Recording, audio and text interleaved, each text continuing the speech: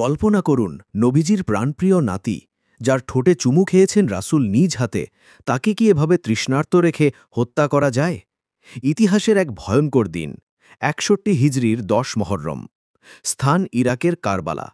প্রতিপক্ষ একদিকে ন্যায়ের প্রতিনিধি রাসূলের দহিত্র হুসেইন রাদিয়াল্লাহু আনহু, অন্যদিকে ক্ষমতার জন্য পিপাসু ইয়াজিদের বাহিনী। হুসেইন রাদিয়াল্লাহু আনহু কেন বের হয়েছিলেন? কারো বিরুদ্ধে বিদ্রোহ করতে?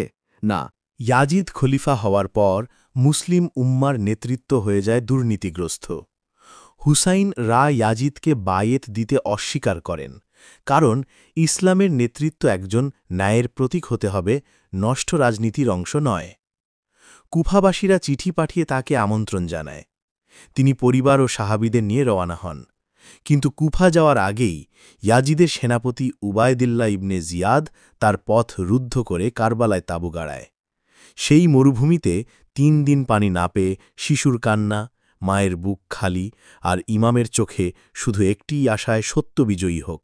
হুসাইন শেষ বক্তৃতা দেন, আমি যুদ্ধ চাই না, আমি শান্তি চাই।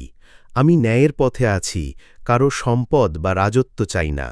কিন্তু ইয়াজিদের সৈন্যরা থামে না। এক এক করে হুসাইনের ভাই, ভ্রাতুষ্পুত্র, শাহাদি ও সন্তান শহীদ হন। সবশেষে হুসাইন একাকী, তৃষ্ণার্ত, রক্তাক্ত শরীরে মাটিতে লুটিয়ে পড়েন।